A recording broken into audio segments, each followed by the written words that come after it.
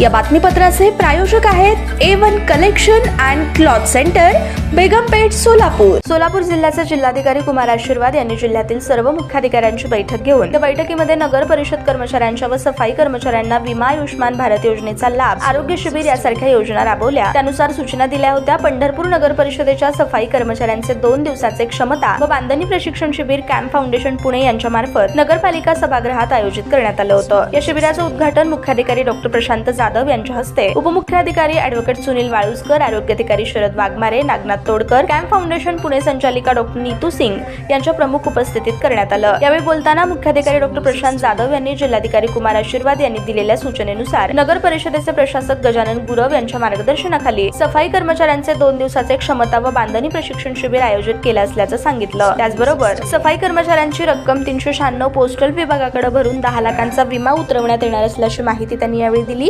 जास्तीत जास्त वैद्यकीय सेवा मोफत मिळावी, त्यांना गोल्डन कार्ड देण्यासाठी स्वतंत्र कक्ष नगर परिषदेमध्ये स्थापन करण्यात आले। यावेळी सफाई कर्मचाऱ्यांना सुरक्षा साधनं देण्यात आली, त्याचा वापर करण्याविषयी मार्गदर्शन करण्यात आलं। यावेळी उपमुख्याधिकारी ॲडव्होकेट सुनील वाळुसकर यांनी आरोग्याधिकारी श्री शरद वाघमारे व नागनाथ तोडकर व सफाई कर्मचारी मुकादम आदींची उपस्थिती होती।